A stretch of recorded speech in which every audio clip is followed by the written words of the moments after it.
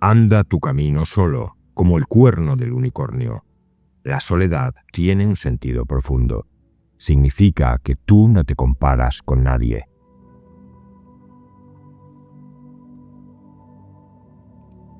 Llevaba tiempo queriendo hacer este vídeo, y ahora, empezando un año nuevo, creo que es el momento. Si algo he intuido en todo este tiempo del canal, y con todo lo que se ha dicho en los comentarios, es que hay bastante gente cansada, y en cierto modo desilusionada con eso que hoy llamamos espiritualidad. Personas conscientes, intuitivas, personas que se conocen y están completamente abiertas a la posibilidad de que la realidad sea más profunda, más rica y más misteriosa de lo que el ciudadano medio está dispuesto a aceptar.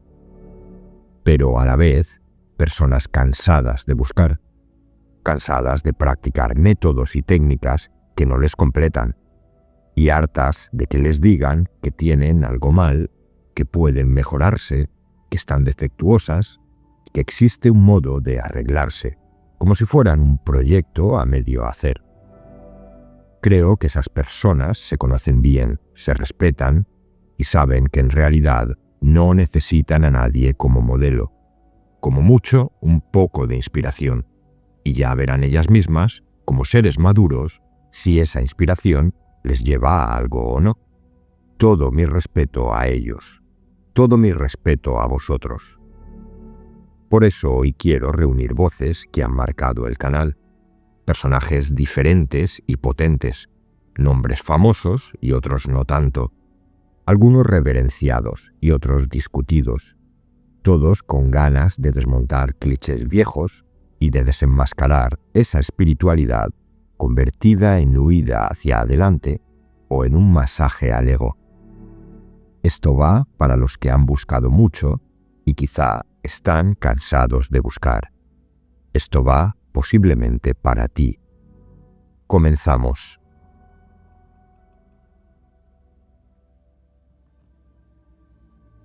U.G. Krishnamurti. U.G. Krishnamurti representa la negación total del camino espiritual. Adiós a toda esperanza. Y eso puede ser una liberación enorme o una amenaza para el ego buscador de respuestas espirituales. U.G. es la medida del zapato para los que ya están hartos de promesas, meditaciones y estados místicos que alcanzar. Te dejo con sus reflexiones. El estado natural no es el estado de un hombre autorrealizado o realizado en Dios. No es una cosa que pueda ser obtenida o alcanzada. No es algo para ser traído a existir. Es algo que está allí. Es el estado de aquello que está vivo. Este estado es solo el funcionamiento de la vida y su actividad. Por vida no quiero decir algo abstracto. Es la vida de los sentidos, funcionando naturalmente sin la interferencia del pensamiento. El estado natural no tiene relación ninguna con los estados religiosos de bienaventuranza, beatitud, éxtasis. Estos estados se hallan en el campo de la experiencia. Todos aquellos que han liderado a la humanidad en la búsqueda religiosa durante los siglos han quizá experimentado esos estados religiosos. También usted los puede experimentar.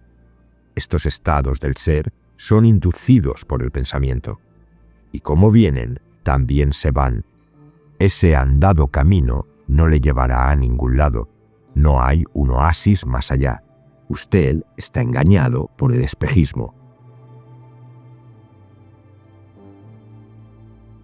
No hay personalidad, no hay yo, no hay espíritu, no hay alma, no hay mente. Esto acaba con toda la lista, y uno no tiene forma de conocer lo que queda en lugar de eso. Hemos estado por siglos usando un instrumento que es el pensamiento o la mente o como lo quieran llamar, para liberarnos de todo lo que ustedes llaman la personalidad, el yo y todas las cosas de lo que la búsqueda del espíritu trata. Pero cuando se den cuenta de que no hay nada de qué liberarse, entonces esas preguntas no surgirán de nuevo. De cómo me di cuenta yo, no tengo cómo saberlo. Tenemos solo nuestro organismo viviente, y de cómo está funcionando es todo lo que quiero declarar, enfatizar y sobreenfatizar todo el tiempo. Mi interés, de algún modo, es hacerles ver que todo intento por su parte por entender que hay más allá de eso es una batalla perdida. Ustedes no pueden de ningún modo experimentar algo que no conocen. Entonces, todo lo que ustedes experimentan con ayuda del conocimiento es estéril. No hay ninguna experiencia en absoluto sin la ayuda del conocimiento. No hay forma de que usted experimente la realidad de nada, excepto con la ayuda del conocimiento.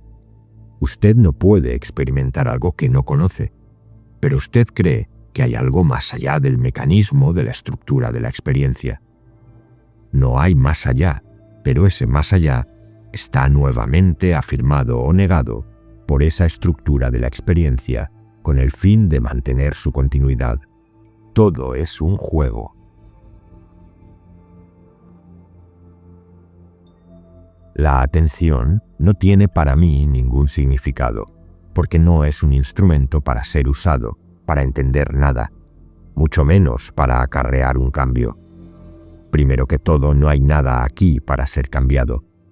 Así, si no hay nada para ser cambiado, es irrelevante qué instrumento se esté usando para cambiar. No existe el pensar en absoluto. Si no hay pensador, no hay pensamientos en absoluto. Usted no puede decir que solo hay pensamientos y no pensador. Los pensamientos no salen de la cabeza, ellos vienen de fuera. La traducción de una percepción sensorial dentro del marco de sus experiencias, eso es el pensamiento. Y usted está usando esos pensamientos para alcanzar algo. La búsqueda de la felicidad es imposible, porque no existe tal cosa como la felicidad permanente. Hay momentos de felicidad y hay momentos de infelicidad, pero la exigencia de estar en un permanente estado de felicidad es el enemigo de este cuerpo.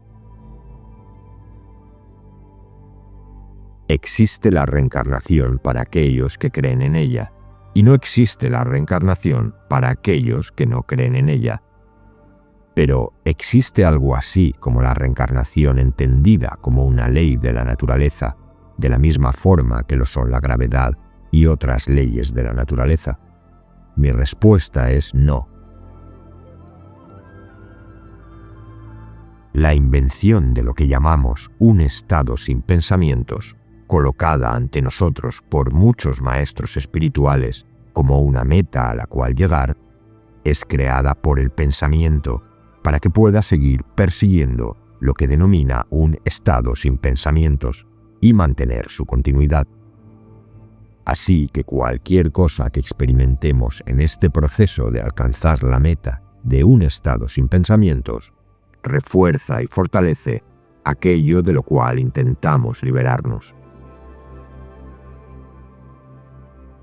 No importa que creas o no creas en la reencarnación. Si uno está interesado en descubrirlo, si está interesado en resolver este problema de la reencarnación y encontrar una respuesta para esta repetida pregunta, ha de hacerse esta pregunta fundamental. ¿Qué existe ahora que tú creas que se reencarnará? ¿Existe algo ahí? ¿Existe algo así como el alma? ¿Existe el yo? ¿Existe la psique? Todo lo que ves aquí, todo lo que experimentas aquí, es creado solo por el conocimiento que tienes de ti mismo. Si eres suficientemente afortunado y eres liberado de la totalidad del conocimiento, el conocimiento del yo, de la reencarnación y de todas esas cosas, entonces es posible para ti experimentar un centro, un yo, un ego, un alma. Así que para mí, el yo no es más que un pronombre en primera persona del singular, y no veo ningún centro o ego ahí. De modo que toda la idea de reencarnación está cimentada sobre la base de nuestras creencias.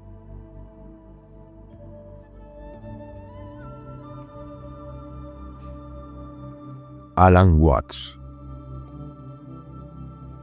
Alan Watts tiene todo lo que hoy hace falta muchísimo. Hablar de lo profundo sin ponerse solemne y serio, sin ese tono de te voy a enseñar la verdad. Watts nos dijo hasta el aburrimiento que confundimos el mundo tal y como es con lo que pensamos del mundo, y no es lo mismo. Si vivimos dentro de símbolos, ideas, conceptos que están en nuestra mente, no vivimos en lo real. Esto afirmaba Alan Watts. La mayoría de las personas civilizadas han perdido el contacto con la realidad. Confunden el mundo tal como es con el mundo tal como ellos lo piensan, tal como hablan de él y lo describen. Porque por una parte está el mundo real y por otra hay todo un sistema de símbolos referentes a ese mundo que llevamos en nuestra mente. En el mundo real no hay cosas ni hay sucesos, lo cual no significa que el mundo real sea un vacío totalmente informe y sin interés. Significa que es un maravilloso sistema de danzas y vibraciones, en medio del cual vislumbramos cosas y sucesos, de la misma manera que proyectamos imágenes sobre una mancha de Rorschach, o escogemos en el cielo determinados grupos de estrellas y los llamamos constelaciones. Si todo el tiempo estoy hablando, no oigo lo que alguien tenga que decirme. Exactamente de la misma manera, si pienso todo el tiempo, es decir, si estoy continuamente hablando conmigo mismo, no tengo nada en qué pensar, a no ser pensamientos, ideas. Por ende, estoy viviendo totalmente en el mundo de los símbolos, sin estar jamás en relación con la realidad. Si uno medita por un motivo superior, es decir, por una mejora mental o del carácter, para ser más eficiente en la vida, tiene los ojos puestos en el futuro y no está meditando. El futuro es un concepto, algo que no existe. No hay nada que sea mañana, ni jamás lo habrá, porque el tiempo es siempre ahora.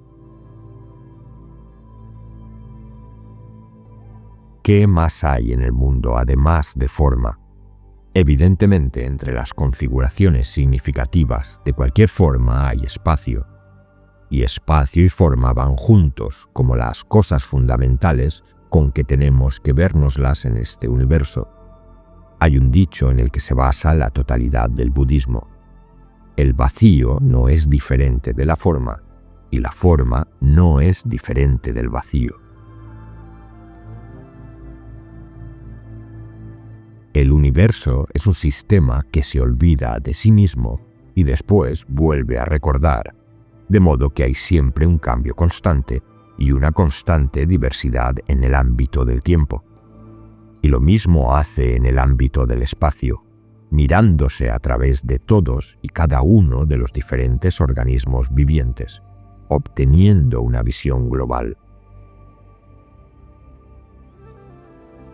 De modo que si la energía universal es el verdadero yo, el verdadero sí mismo, que se yoifica en forma de diferentes organismos en espacios o lugares diferentes, y acontece una y otra vez en momentos diferentes, tenemos en funcionamiento un sistema maravilloso en el cual es posible estar eternamente sorprendido. El universo es en realidad un sistema que continuamente se sorprende a sí mismo. En realidad no hay sucesos separados. La vida fluye como el agua. Todo está interconectado como la fuente del río está conectada con la desembocadura y con el océano. Todos los sucesos o las cosas que pasan son como remolinos en una corriente. Hoy vemos un remolino y mañana vemos un remolino en el mismo lugar, pero no es el mismo remolino, porque el agua cambia de segundo en segundo.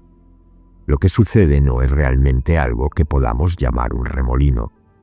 Remolinear es una actividad, no una cosa, y de hecho, a todas las supuestas cosas se las podría llamar sucesos. No necesitamos de la idea de causalidad para explicar de qué manera un suceso anterior influye en uno que le sigue. Considerémoslo de esta manera. Supongamos que estoy mirando por una estrecha rendija en una cerca y pasa una serpiente.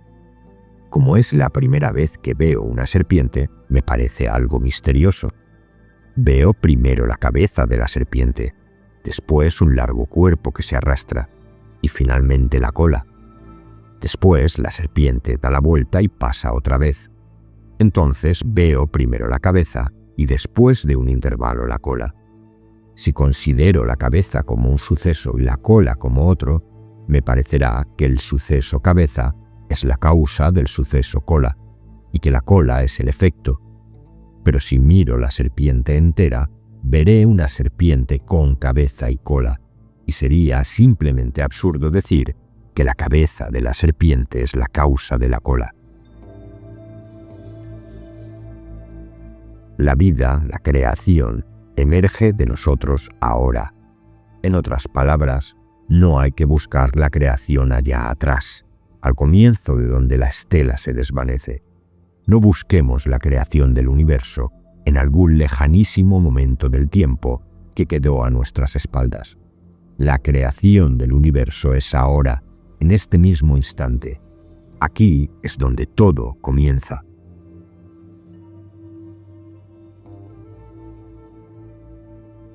David Cars. David Cars fue alguien prácticamente anónimo que tuvo una experiencia de eso que se llama realización o iluminación espiritual. Su ego se diluyó y dejó de tener la sensación de separación e individualidad. Escribió un libro llamado Perfecta Brillante Quietud, donde habló de todo ello y volvió a desaparecer. Representa una no dualidad alejada de la mística antigua y habló en términos actuales. Pero sus afirmaciones chocaron a muchos. Escuchemos a David Cars. Uno podría decir que la realidad no es en absoluto lo que parece, ni es tal como aparenta ser, y que casi la totalidad de la raza humana está operando bajo una alucinación en masa. La idea de que existe una especie humana y la idea de que hay un alguien que pudiera decir eso son también parte de la alucinación. Cualquier cosa que podamos pensar o percibir a través de nuestros sentidos son en realidad solo apariencias ilusorias en una conciencia infinita, que es lo único que existe de veras. Por toda la eternidad, sin tiempo, yo soy el nonato.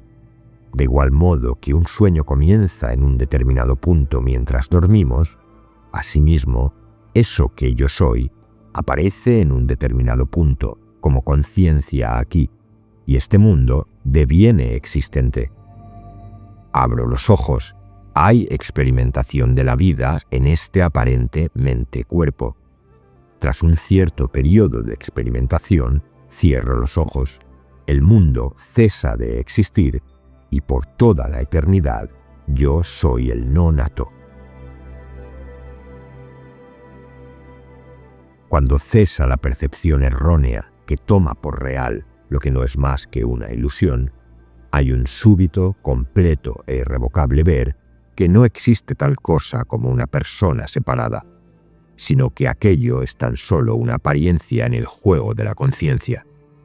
Apariencia que cumple la función dentro de ese juego o sueño de lo que viene en denominarse organismo mente-cuerpo humano. Tal organismo es solo una apariencia, un constructo ilusorio u onírico en el seno de eso que está más allá o es previo a la ilusión. No hay seres separados, no hay nadie en casa. Solo hay presencia manando a través de estas formas aparentes, creando así esta ilusión. En realidad no existe un yo, un mí, excepto como una idea errónea de estar separado de la conciencia, una idea descarriada, totalmente conceptual y y jamás real, que da lugar a un ilusorio yo separado. Y la realización consiste en ver que esta conciencia, presencia, todo lo que es lo que en verdad se es. Cuando aprendas que no hay nada que tú puedas hacer para alcanzar esto o para lograr que ello suceda, habrá un momento de frustración. Pero esto, al igual que cualquier cosa, pensamiento o experiencia, será solo temporal. En cualquier caso, y afortunadamente, ello jamás estuvo a tu alcance. En esta fenomenalidad, que es la dualidad, todo tiene dos caras. Siempre existe el lado opuesto y complementario, que todo lo completa. Masculino, femenino, Shiva, Shakti, Jnana, Bhakti, comprensión, rendición. Desdeñar un lado o el otro implica perderse la verdad. A pesar de las tradiciones que afirman lo contrario, simplemente no puede haber verdadero jnana, conocimiento, sin verdadero bhakti. Esto es, no puede haber comprensión final sin rendición final.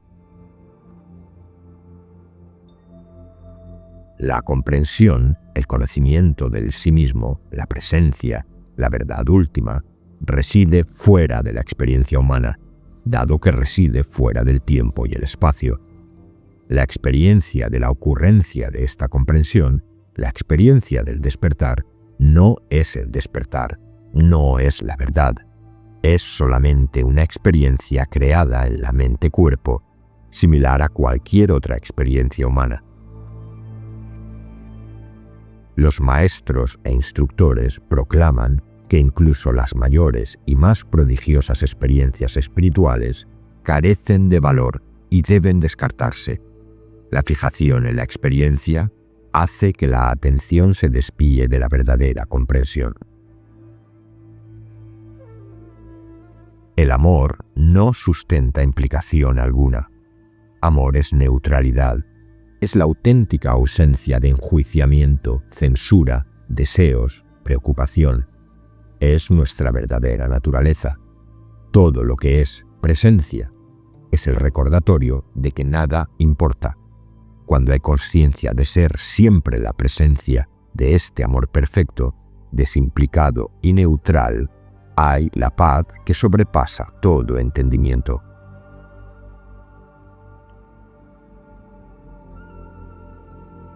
Jiddu Krishnamurti.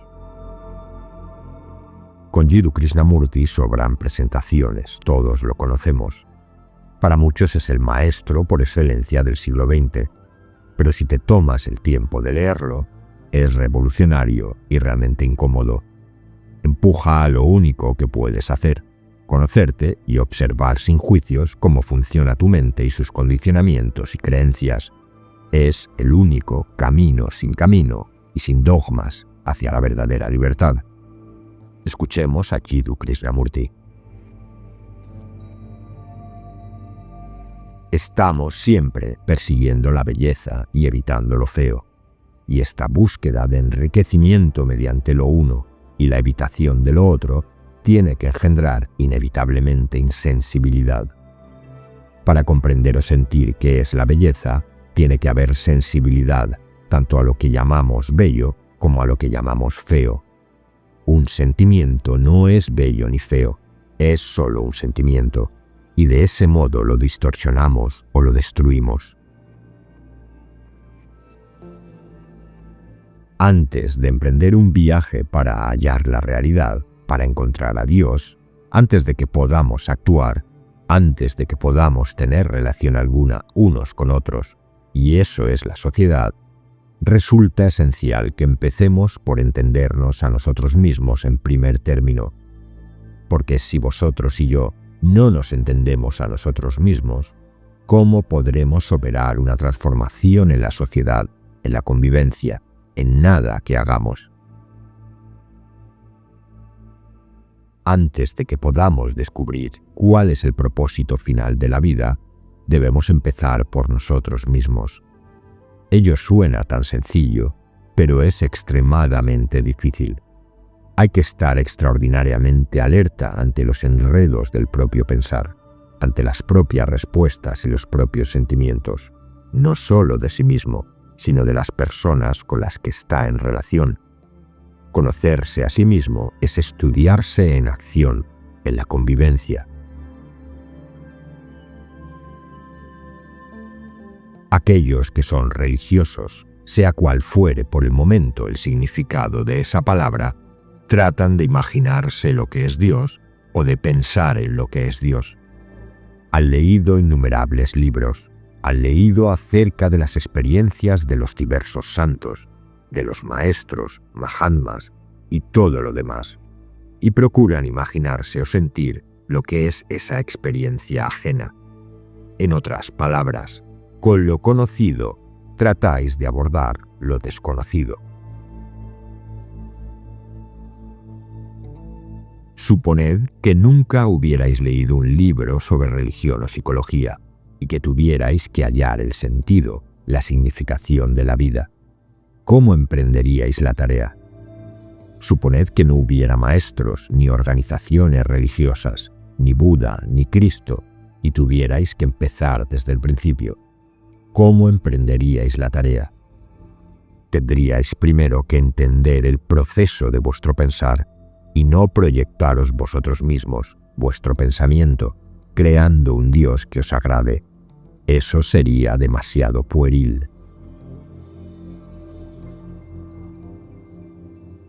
La mayoría de nosotros está tan condicionado por influencias externas, por doctrinas religiosas, por creencias y por nuestra propia exigencia íntima de llegar a algo, de ganar algo, que es muy difícil para nosotros pensar de un modo nuevo sobre este problema, sin hacerlo en términos de disciplina. Y no es posible que una mente condicionada sea libre, por virtuoso que sea ese conocimiento. Y ella, por lo tanto, no puede comprender la realidad. Y Dios, la realidad o como os plazca llamarla, solo puede manifestarse cuando hay libertad, y no hay libertad donde hay coacción, positiva o negativa. Como veis que todo es transitorio, que nada es permanente, deseáis tener la sensación de que al menos exista la permanencia del yo. Decís, yo soy diferente. En esa acción separatista de la mente hay conflicto. Ella crea un aislamiento para sí y entonces dice, yo soy diferente de mi pensamiento, debo dominar mi pensamiento. ¿Cómo he de dominarlo? Que creáis en Dios o no creáis en Dios, ello no os convierte en personas religiosas. La creencia no os torna religiosos. El creer o el no creer nada tiene que ver con la búsqueda de la realidad o con el descubrimiento y vivencia de esa realidad, lo cual es religión. El esfuerzo resulta perjudicial para la comprensión. Es decir, podéis tener un problema, ahondar en él, preocuparos por él, desmenuzarlo y observarlo desde distintos ángulos. En ese proceso no hay comprensión. Solo cuando la mente se desentiende del problema, cuando deja que él se desvanezca, solo cuando la mente se aquieta con relación al problema, hay comprensión del mismo.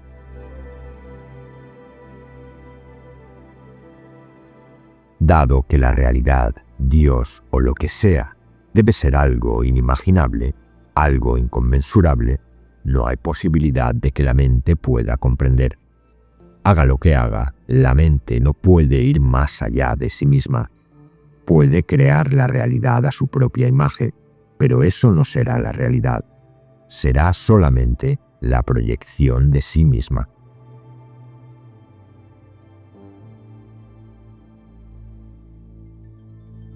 Longchenpa. Longchenpa es un clásico, pero trajo una enseñanza difícil de vender hoy, por una razón. No ofrece una mejor versión de ti, ni trae métodos de profundización y autoconocimiento. Su enseñanza consistió en quitarte el suelo seguro sobre el que pisas para que dejes de pelearte con lo que surge. la verdadera realidad del aquí y ahora, sea la que sea. Oigamos a Longchenpa. Los patrones mentales no se eliminan rechazándolos, porque son la energía dinámica de la conciencia. Su verdadera naturaleza no distingue, no separa, no excluye. Por eso no se alcanza mediante logros, simplemente se revela como espacio básico. La meditación más sublime no implica hacer distinciones ni excluir nada. Está presente espontáneamente como una soberanía infinita y atemporal. El flujo constante de lucidez, eterno y omnipresente, está siempre ahí, sin que haya nada que rechazar ni adoptar. No hay nada que hacer, ningún esfuerzo que valga la pena. Estés o no descansando es irrelevante, dado que la naturaleza de los fenómenos es espontánea e inmutable. Observa una y otra vez con una conciencia que se conoce a sí misma, libre de enredos conceptuales, que no hay nada que observar. Dado que la forma de permanecer es no dual, sin aceptar ni rechazar, incluso si hay acción, verás que no hay conducta que realizar. Esa es la acción de la conciencia omnipresente. Y como la presencia es espontánea, sin esperanza ni miedo, verás que no hay nada que lograr. Esa es la realización de la conciencia omnipresente. Dentro del estado de gran perfección, donde samsara y nirvana son indivisibles, todo se experimenta con una igualdad infinita, sin aceptación ni rechazo. Lo tangible y lo intangible son iguales en el espacio básico. Budas y seres comunes también lo son. Nada es mejor ni peor. En lugar de reprimir o alimentar lo que surja, simplemente sé consciente y déjalo libre. En la mente despierta, todo aparece como un despliegue de energía dentro del espacio base del ser. Aunque surjan de forma desigual, todas las cosas se liberan dentro de esa igualdad. No hay nada que hacer con respecto a los fenómenos, y aunque intentaras hacer algo, seguirían siendo solo fenómenos. Existencia y no existencia son extremos. El es y el no es pertenecen a la mente ordinaria. Samsara y nirvana son conciencia. Que exista, que no exista, que se manifieste, que esté vacía, que sea, que no sea, que sea buena, que sea mala, que se realice, que no se realice. Lo que queda es un estado desnudo, natural, prístino, conciencia vacía, efímera, una dimensión abierta que lo abarca todo, donde no quedan rastros. No actúes con la intención de obtener libertad natural. No te aferres a una experiencia inefable de un estado fundamentalmente incondicionado, porque es muy fácil caer en la trampa de malgastar tu experiencia en la claridad innata. Deja que la conciencia, que no tiene punto de referencia, repose de forma natural sin fijación. No medites sobre los fenómenos, no intentes cambiar la mente ordinaria, no anticipes nada, no persigas lo que ha pasado, no intentes aferrarte al presente. Lo que queda es conciencia que se despliega naturalmente y que no puede ser evaluada, una amplitud suprema libre de toda limitación.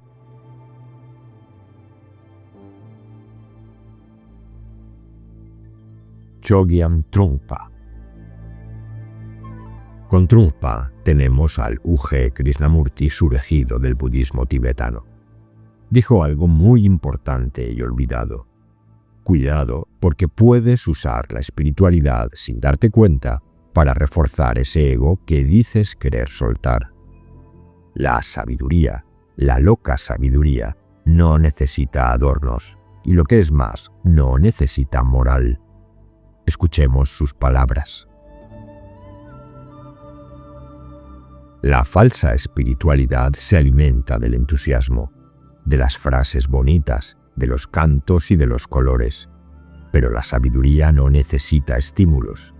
Es silencio que no vende nada, que no promete nada, que no brilla para nadie. La espiritualidad auténtica es absolutamente común y corriente. Aunque hablemos de ella como si fuera algo extraordinario, en realidad es ordinaria. No se trata de levitar o ver luces, sino de mirar la vida sin autoengaño. La mente humana, tal como es, ya contiene lo sagrado. Lo único que hace falta es sinceridad radical, sin romanticismo, sin cinismo, sin máscaras. El buscador espiritual moderno quiere una iluminación cómoda, sin fricción, sin sacrificio. Quiere despertar, pero sin perder el sueño.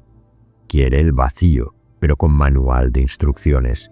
Quiere libertad, pero sin renunciar a su historia.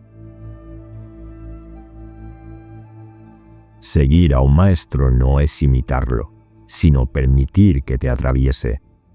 Si lo imitas, te conviertes en una caricatura. Si lo rechazas, te quedas en la superficie. Pero si te dejas tocar por su lucidez, se disuelve tanto tu ego como su imagen. Y en ese momento, maestro y discípulo dejan de existir. El maestro que se presenta como perfecto es peligroso. Un maestro auténtico es un ser humano completo. Puede ser dulce y feroz, silencioso y brutal. Su autoridad no viene de la imagen que proyecta, sino de su transparencia. No representa lo divino, sino lo real. Y lo real, para quien busca consuelo, siempre resulta ofensivo. Hay una tendencia a confundir la suavidad con la sabiduría, pero la verdadera compasión no es amable, corta como una espada. Cuando la sabiduría actúa, no acaricia, destruye los autoengaños sin pedir permiso. La gente busca experiencias espirituales para sentirse bien, no para ver la verdad. Quiere paz, quiere belleza, quiere amor. Pero la verdad no es necesariamente pacífica, ni bella, ni amorosa. La verdad a veces es un escándalo. La iluminación no es ganancia sino pérdida. No se obtiene nada, se pierde todo. Las certezas, los dogmas, la identidad. Cuando ya no queda nadie que diga yo estoy iluminado, entonces aparece la claridad. En Occidente se ha vuelto común usar la espiritualidad como terapia, pero el despertar no es terapéutico, no cura el yo, lo disuelve. Si quieres sentirte mejor, haz yoga o respira profundo. Si quieres ver la verdad, prepárate para morir. No sabemos qué somos, ni tampoco quiénes somos, pero sí sabemos que nos gustaría ser algo o alguien. Decidimos seguir tratando de ser lo que nos gustaría ser, a pesar de que no sabemos qué es. Ese es el primer juego. Luego, para remate, junto con querer ser algo, también quisiéramos asegurarnos de que existe algo en el universo o el cosmos que corresponde a ese algo que somos.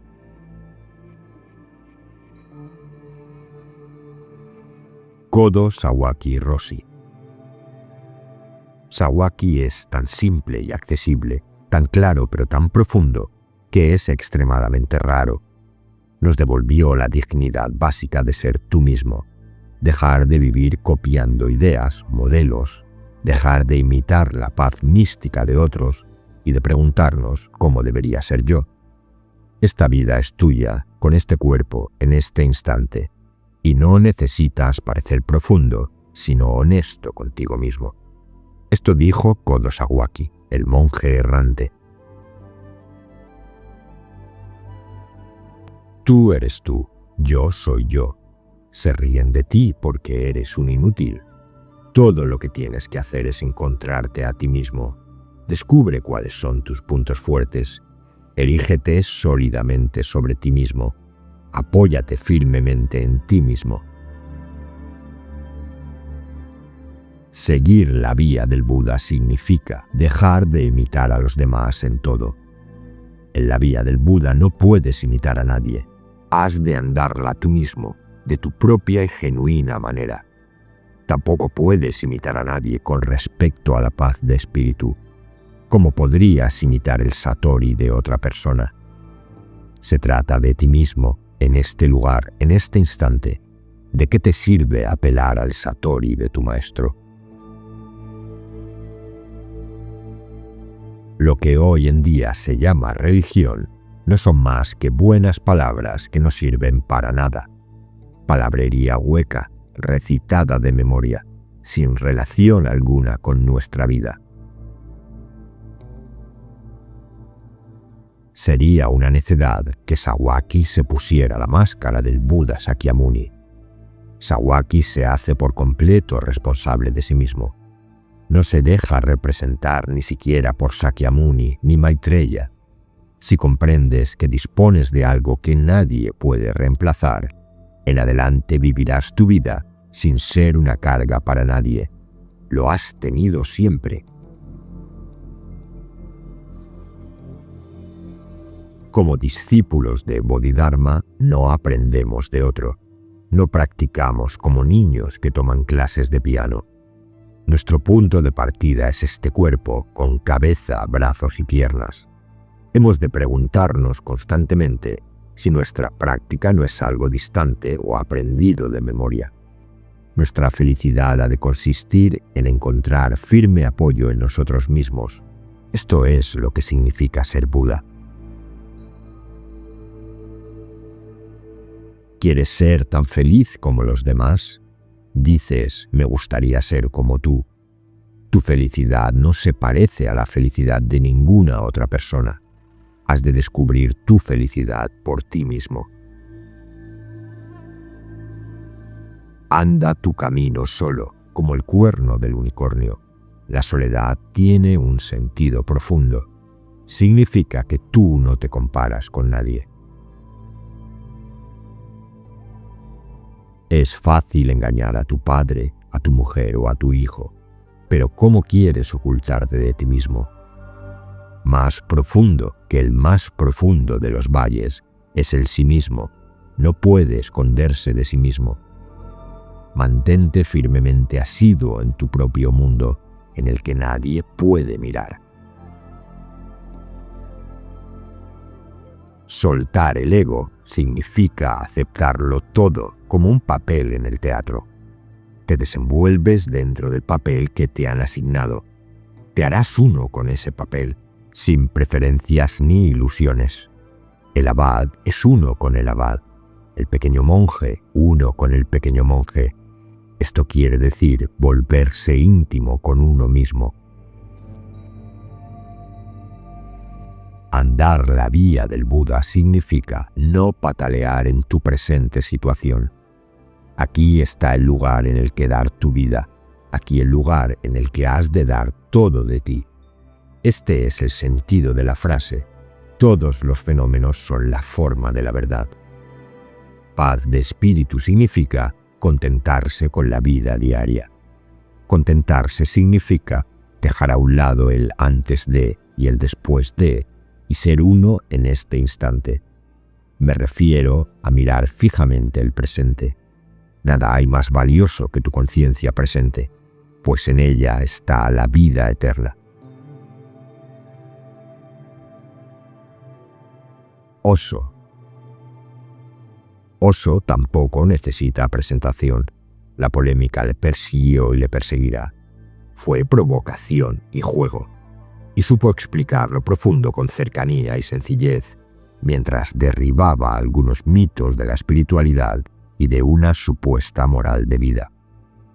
Aquí tenéis algunos extractos de Osho.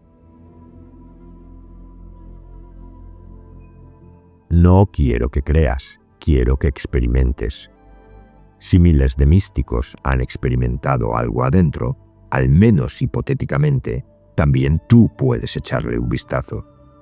Puede que haya algo y te lo estés perdiendo. No hay lugar para el miedo, lo único que se necesita es un poco de inteligencia, un corazón aventurero, el valor de los que se atreven a entrar en lo desconocido. ¿Qué puedes perder? No tenemos nada. Hemos venido sin nada y nos iremos sin nada. Antes de que eso ocurra, una pequeña aventura hacia adentro para ver quién es este individuo que se esconde tras la vestimenta, dentro del esqueleto, quién es esta persona que nace, se hace adulto, se enamora y un día muere y nadie sabe a dónde va. Un poco de curiosidad para investigar el propio ser de uno. El refrán que dice que la mente vacía es el taller del diablo es una insensatez. De hecho, es justo lo contrario. La mente ocupada es el taller del diablo. La mente vacía es el taller de Dios, no del diablo. Pero tienes que entender que cuando digo vacía, me refiero a ociosa, relajada, que no está tensa, inquieta, deseando, yendo a ninguna parte. Durante el día vas cubierto por una personalidad que te oculta, capas y capas de personalidad. Es muy difícil discernir a la verdadera persona. Hay que escarbar mucho, y como eso es doloroso, la persona se resistirá. Pero por la noche, cuando te quitas la ropa, también te quitas la personalidad. No es necesaria porque no tendrás que comunicarte con nadie. Estarás solo en la cama. No estarás en el mundo, estarás dentro de tu esfera privada. Así que no te hace falta ocultarte ni fingir. El segundo estado de la mente es conciencia sin contenido. Eso es meditación. En dicho estado estás plenamente alerta y existe una separación, un hueco. No aparece ningún pensamiento. No hay ningún pensamiento dentro de ti. No estás durmiendo, estás despierto, pero no hay pensamiento. Eso es meditación. Sin contenido, la conciencia no puede permanecer por mucho tiempo. No será necesaria, porque la conciencia siempre tiene que ser de algo. Si dices que eres consciente, se te puede preguntar, ¿de qué? El objeto es necesario, imprescindible para la existencia del sujeto. Si el objeto desaparece, el sujeto también desaparecerá al poco tiempo. Primero desaparece el contenido, luego desaparece la conciencia. A este tercer estado se le llama samadhi, no contenido, no conciencia. Pero recuerda, este no contenido, no conciencia, no es un estado de inconsciencia. Es un estado de superconciencia, de conciencia trascendental. La conciencia entonces solo es consciente de sí misma. La conciencia se ha vuelto hacia sí misma. El círculo se ha completado. Has llegado a casa. Es el tercer estado, samadhi. Y este tercer estado es lo que Buda llama suñata, vacío.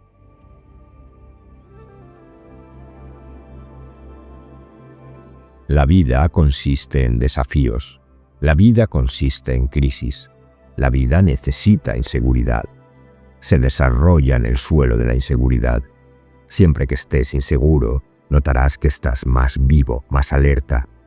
Por eso tantas personas ricas se tornan lánguidas. Les rodea una especie de estupidez, de estupor. Están tan seguros que no hay desafío. Están tan seguros que no necesitan ser inteligentes. Con tanta seguridad, ¿para qué van a necesitar inteligencia? La inteligencia solo es necesaria cuando hay un desafío. El desafío estimula la inteligencia. Solo cuando te conviertes en nada, puedes ser tú mismo. Parece paradójico. No tienes por qué claudicar, porque uno claudica por miedo y codicia. Puedes vivir en rebelión porque no tienes nada que perder. puedes convertirte en una rebelión. No tienes nada que temer. Nadie puede matarte, ya lo has hecho tú mismo. Nadie te puede quitar nada. Has abandonado todo aquello que te hubieran podido quitar. Ahora estás en la nada, eres una nada. Por eso se da el fenómeno paradójico. En esta nada surge una gran seguridad, una gran estabilidad, porque ya no hay muerte posible. El amor tiene que haber ocurrido en ti. Antes has de amarte a ti mismo. Ese requisito que no se cumple en ninguna parte del mundo es fundamental. Por eso hay tanta desdicha en el mundo. Todo el mundo intenta amar, pero es imposible porque falta el requisito básico, faltan los cimientos. Ámate a ti mismo y entonces de repente te verás reflejado en todas las partes. Abandona ese miedo, abandona la culpa que se ha creado en ti. Tus políticos, tus sacerdotes, tus padres, todos son creadores de culpa porque esa es la única manera de poder controlarte y manipularte. Es una treta muy simple, pero muy sibilina para manipularte.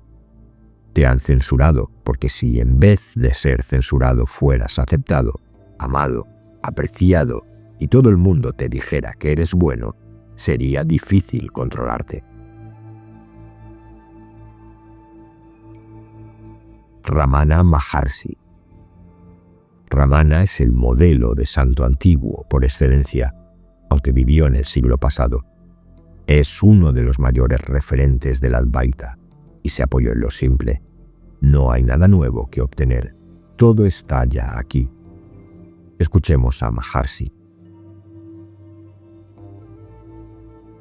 Usted es presencia consciencial. Presencia consciencial es otro nombre para usted. Puesto que usted es presencia consciencial, no hay ninguna necesidad de obtenerla o cultivarla.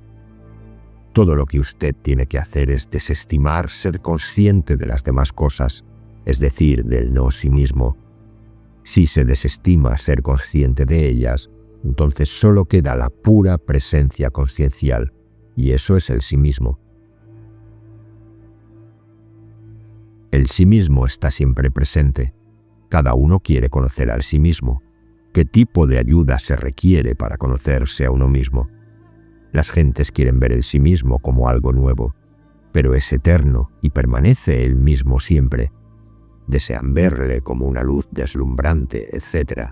¿Cómo puede ello ser así? No es luz, no es oscuridad.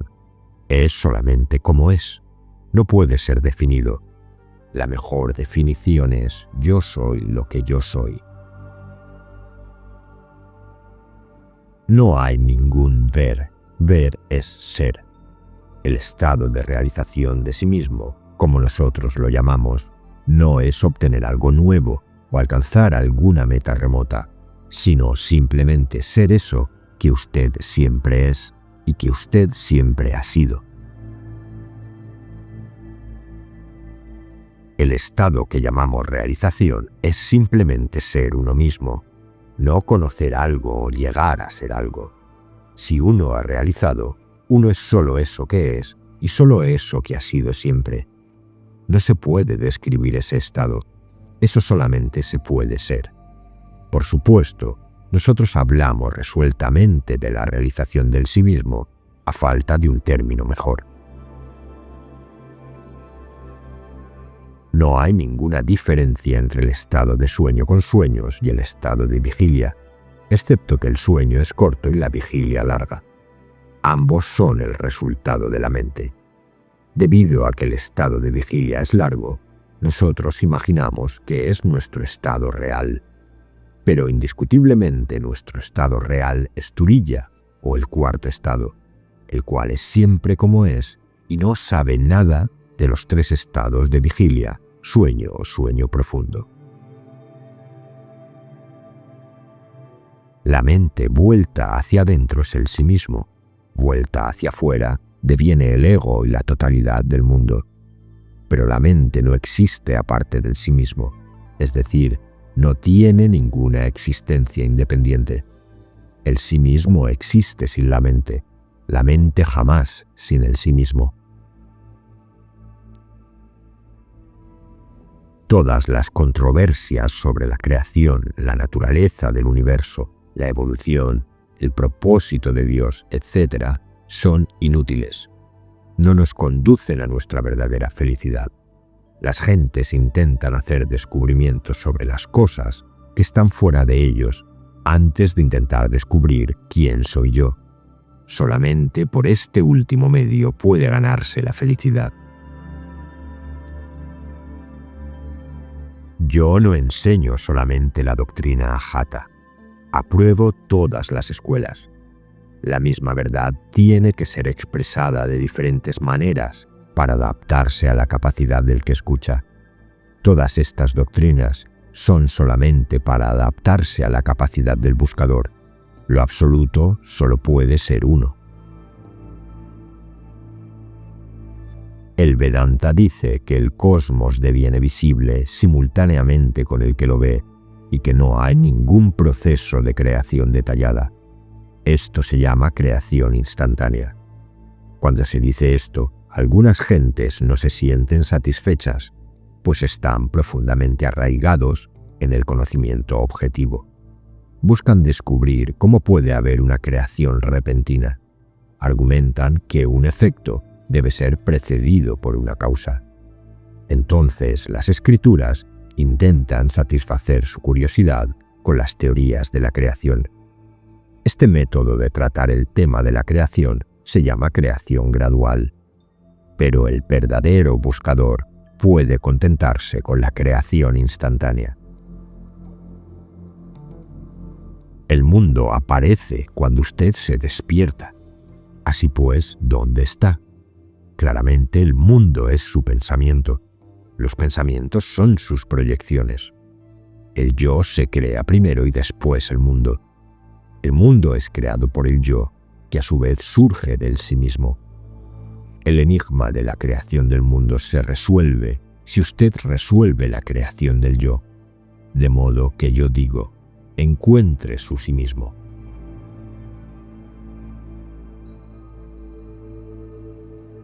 Nisargadatta Maharaj. Nisargadatta es otro de los grandes del Advaita. Pero si Maharshi era la calma, Maharaj fue como un rayo y sus palabras potentes y directas. Él dijo, si estás haciendo cosas para llegar a la verdad, eso ocurre dentro de la ilusión. Porque cuando la conciencia yo soy aparece, aparece el mundo. Veamos qué dice. Cualesquiera que sean las cosas espirituales que usted aspira a conocer, todas están aconteciendo en este mundo objetivo, en la ilusión. Todas sus actividades materiales y espirituales están en esta ilusión. Todo está aconteciendo en el mundo objetivo. Todo es deshonestidad. No hay ninguna verdad en este fraude. El mundo no es nada, sino la imagen de su propia conciencia yo. Es como si usted hubiera recibido una llamada telefónica diciéndole que usted es, e inmediatamente el mundo surge. Cuando usted está en sueño profundo y siente que se despierta, el mundo de sueño surge simultáneamente. Con yo soy, el mundo surge en los estados de vigilia y de sueño. La raíz es esta conciencia que apareció cuando usted era un niño. La raíz de todas las actividades que usted está haciendo ahora es ese momento cuando usted era un niño. En ese niño, la cualidad más importante, la química, la conciencia, tomó la fotografía. Desde ese momento, usted comenzó a juntar conocimiento, y en base a eso, están aconteciendo sus actividades presentes. El poder es el sí mismo que cada uno tiene en su eseidad. Ese poder está sujeto al tiempo. Desde el momento en que esa eseidad viene, crea automáticamente hasta que esa eseidad desaparece. Antes no había nada, después no hay nada. Solo durante la duración de la eseidad El mundo y la creación son.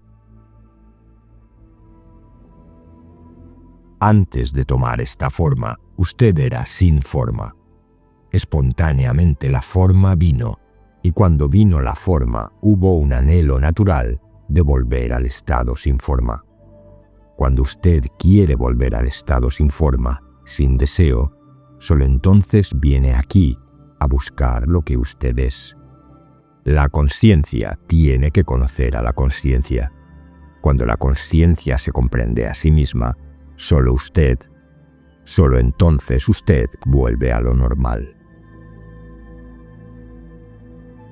Muchos de aquellos que han venido aquí han adquirido el conocimiento, pero solo superficialmente. Ninguno ha estudiado realmente lo que el conocimiento es. Ninguno ha comprendido realmente el significado pleno. ¿Qué están haciendo ahora? Están enredados en querer, en desear, y esto les ha hecho olvidar el conocimiento. Muy pocos recibirán este conocimiento correctamente y lo absorberán profundamente dentro de sus corazones. Yo, lo absoluto, no había tenido nunca ninguna experiencia de que yo estaba vivo, y ahora estoy experimentando que yo estoy vivo, y estoy experimentando todo este trastorno. A través de esta experiencia yo estoy vivo. Esta experiencia está limitada a tiempo y espacio, pero cuando comprendí toda la cosa, comprendí que nunca había tenido ninguna experiencia de que yo estaba vivo. Eso es un estado más allá de toda experiencia. Esta conciencia yo soy ha creado y sostiene todas las maravillas en el mundo que se atribuyen los hombres. Por otra parte, esta conciencia no tiene ningún control sobre sí misma. La verdad es Brahman total solo, nada más que Brahman. En un estado de Brahman total, el toque de eseidad yo soy, y con eso comenzó la separación.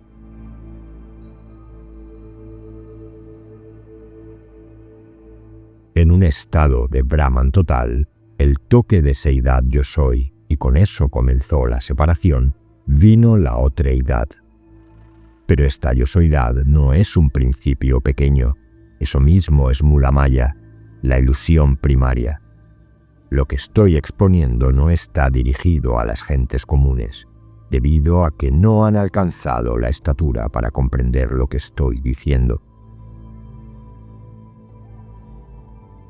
Venir a este mundo desde lo absoluto es algo como la aparición de un sueño. En un sueño, ¿va usted a alguna parte? La ignorancia primaria es la comprensión de que usted es el cuerpo.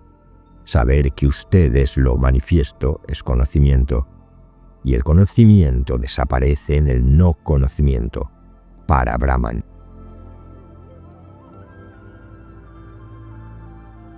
Jacobo Grinberg. Grinberg aparentemente no fue un místico, sino un científico innovador y profundo. Un puente que unió lo espiritual con lo científico. No se quedó solo en todo es conciencia, sino que intentó pensar cómo se construye la percepción y la experiencia de modo lógico. Y para mí lo logró. Habló de mística, pero con lenguaje racional. El entendimiento de que la realidad de la iluminación se encuentra incrustada en toda experiencia y en cualquier condición de la existencia, por más dolorosa que ésta sea, tiene efecto depurador sobre la vida cotidiana, la cual se sacraliza y se vuelve una oportunidad para llegar a vivir y reconocer en su seno el sabor de la iluminación. La latiz del espacio-tiempo, en su estado más fundamental, es conciencia pura sin contenido alguno. Antes de cualquier distorsión, en la latiz no se puede encontrar traza alguna de materia. Por lo tanto, en su seno no existe ni gravitación ni tiempo, pero tampoco objeto alguno. Cada punta del universo contiene toda la información de este último, y que cualquier evento que acontezca en alguna zona del mismo afectará a todos y cada una de sus puntas. En otras palabras, el universo tiene una organización holográfica y la latiz es su estructura preespacial sustentadora. Una forma particular de percibir depende de la activación de un campo neuronal específico y de su interacción con la latiz. Debido a que cada punto de la latiz contiene información acerca de todo el universo y que la percepción surge como resultado de la interacción entre el campo neuronal y la latiz, podría pensarse en la posibilidad de una percepción total u omnisciente. Esta posibilidad se realiza en la iluminación. Fuera de ella, en la percepción normal, el campo neuronal solamente es capaz de interactuar congruentemente con zonas o niveles parciales de la latiz. La percepción de una imagen visual, de un sonido y del mundo en general, resulta de un proceso cerebral muy complejo, en el cual el campo neuronal y su interacción con la latiz son los últimos pasos. Cuando vemos un objeto, lo que percibimos es la resultante final de todo un proceso y no el objeto en sí. Esto lo expresaba muy claramente Vivekananda cuando afirmaba que nosotros no sabemos lo que existe allá afuera, lo único que conocemos es nuestra respuesta. Cuando se da la unificación total y el campo neuronal deja de diferenciarse de la latiz en su estado puro, desaparece el campo neuronal y la que subsiste es la conciencia pura. En esta condición, el conocimiento, el conocido y el conocedor se vuelven uno y lo mismo, porque el conocerse, comprenderse a uno mismo en ese estado, se comprende y se conoce todo lo que existe. En la ignorancia iluminada, ese afuera se vive como propio, aunque se sabe que no pertenece a nadie, pero a todos al mismo tiempo. ¿Puede existir algo que dé mayor tranquilidad que saber que la realidad y la iluminación siempre están allí? Sin embargo, el precio para llegar, la ignorancia iluminada que implica dejar todo lo conocido, pocos están dispuestos a pagarlo. Prefieren la seguridad de una cómoda cárcel de conceptos en lugar de la magia que resulta de dejarlos atrás. En la ignorancia iluminada se comprende que todo, tal y como es perfecto. Cuando el asombro por todo, derivado del abandono de conceptos y juicios, no desemboca en el amor, no se trata de una verdadera ignorancia iluminada. Cuando esta última es real, el amor acompaña el nuevo nacimiento. En la ignorancia iluminada acompañada de amor, la magia de la realidad llena a tal grado el espíritu que cada instante es una demostración fehaciente de la existencia de la divinidad. Existe un estado de la conciencia en el cual la conexión entre la mente individual y los sucesos del mundo pierden interfase y además todo resulta de una manera fluida, bondadosa y perfecta, como si una fuente de sapiencia inagotable se abriera y un puente de contacto claro y exacto matizara la acción a partir de un centro prístino y sabio, localizado en algún lugar misterioso del interior. Todo lo que existe es un proceso que se arma a sí mismo a través de patrones. Mientras más cerca de la iluminación se encuentre alguien, mayor expansión tendrá su presente. En la experiencia de la realidad, la duración del presente es infinita y por ello todo se percibe como un patrón con inteligencia y sabiduría en el cual nada sobra ni nada falta. Todo es como debe ser, incluyendo a nosotros mismos, y por tanto la única alternativa es fluir en ese presente que todo lo contiene.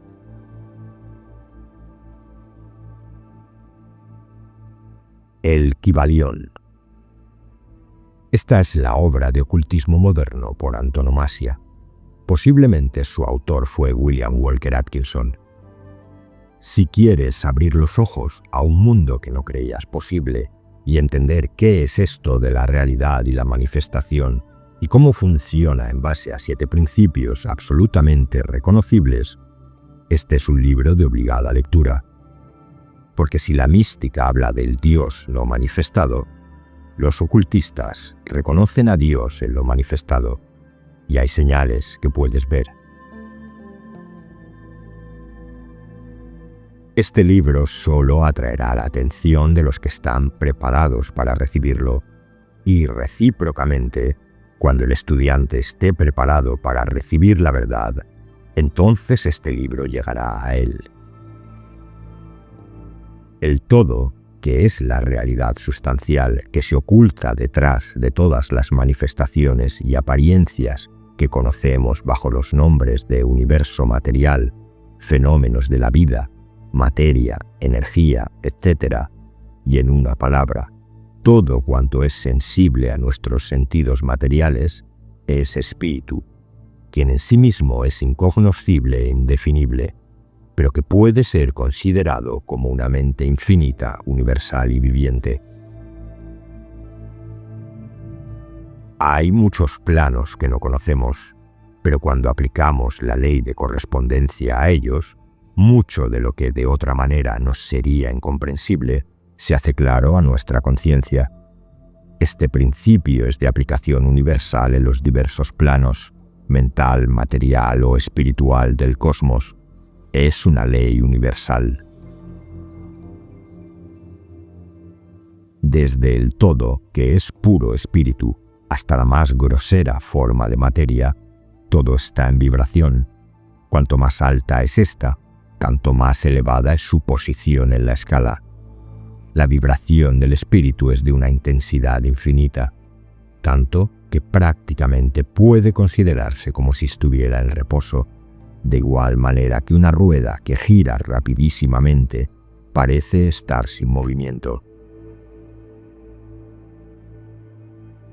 En cada cosa hay 2 polos, 2 aspectos, y los opuestos no son en realidad sino los 2 extremos de la misma cosa, consistiendo la diferencia simplemente en diversos grados entre ambos.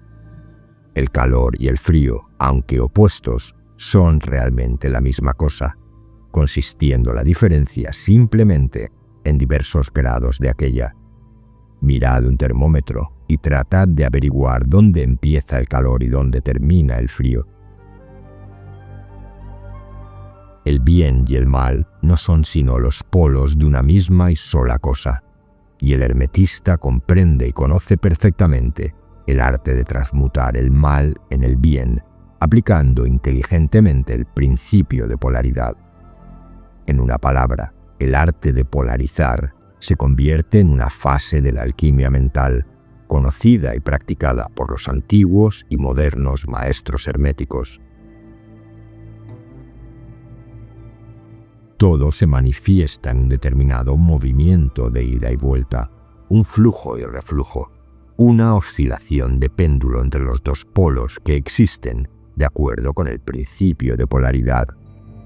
Hay siempre una acción y una reacción, un avance y un retroceso, una ascensión y un descenso, y esta ley rige para todos: soles, mundos, animales, mente, energía, materia.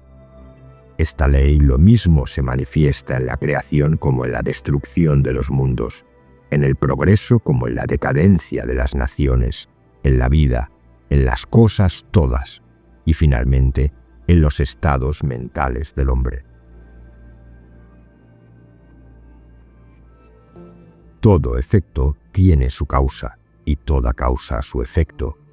Nada ocurre casualmente, y todo ocurre conforme a la ley.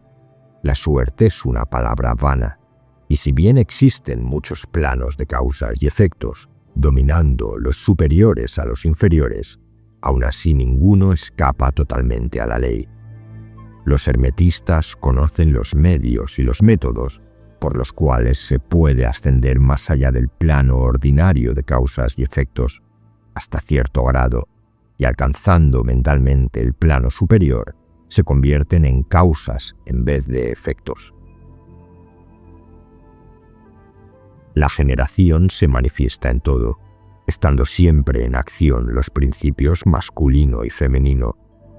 Esto es verdad no solamente en el plano físico, sino también en el mental y en el espiritual. En el mundo físico este principio se manifiesta como sexo, y en los planos superiores toma formas más elevadas, pero el principio subsiste siempre el mismo. Ninguna creación física, mental o espiritual es posible sin este principio.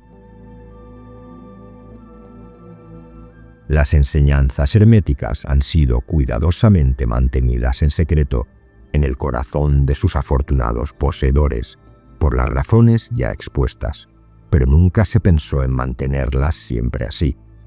La ley del uso está encerrada en dichas enseñanzas. Si no se emplea y expresa, el conocimiento es una cosa vana que no puede aportar el menor beneficio a su poseedor.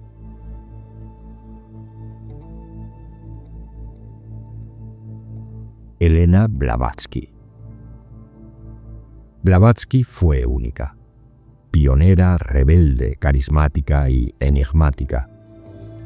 Representa la transición de un ocultismo antiguo al ocultismo moderno, madre de la teosofía y, según cuenta ella misma, en contacto con ciertos supuestos maestros ocultos de la sabiduría eterna y secreta. Hay una sabiduría perenne, origen de toda religión y filosofía. Esa verdad no pertenece a una institución. De hecho, cualquier religión institucionalizada degeneró el mensaje original que se preservó en círculos reducidos de iniciados y adeptos. Su frase de apertura es una declaración de guerra. Hombres, partidos, sectas y escuelas son efímeras de un día. Tan solo la verdad es eterna y suprema. Pero escuchemos más de Blavatsky. No creemos en magia alguna que trascienda a la capacidad de la mente humana, ni en milagro alguno, divino o diabólico, si por tal se entiende la transgresión de las eternas leyes naturales. No obstante, el corazón humano no se ha revelado todavía completamente a sí mismo, ni hemos abarcado ni siquiera comprendido la amplitud de sus poderes.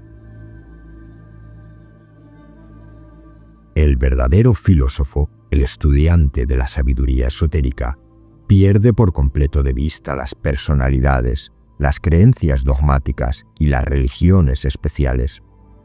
Además, la filosofía esotérica reconcilia todas las religiones, despoja a cada una de ellas de sus vestiduras humanas exteriores y demuestra que la raíz de cada cual es idéntica a la de las demás grandes religiones. La idea que tiene de Dios el hombre es la deslumbradora luz que ve reflejada en el cóncavo espejo de su propia alma. Pero esta imagen no es en realidad la de Dios, sino su reflejo. Su gloria está allí, pero el hombre ve a lo sumo la luz de su propio espíritu, que es cuanto puede ver. Cuanto más limpio esté el espejo, más resplandecerá la imagen divina.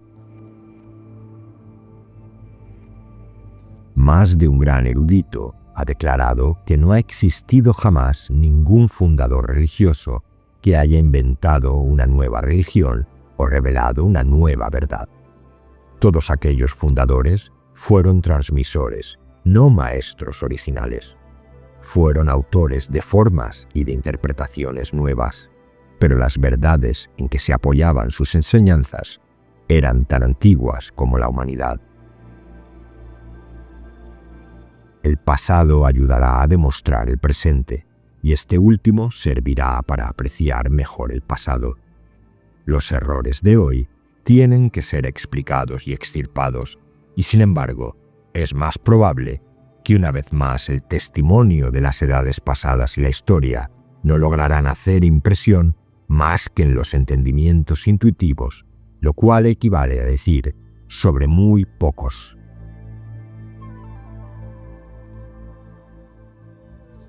Si este vídeo te ha aportado algo, puedes apoyar el canal uniéndote como miembro por el precio de un café al mes y compartiendo el vídeo con quien creas que le pueda servir. Y recuerda que también tienes mi segundo canal, Audiolibros Saber y Sentido, con obras completas de filosofía y espiritualidad. El enlace está en la descripción y aquí en pantalla. Gracias por estar ahí y por formar parte de la comunidad de Saber y Sentido.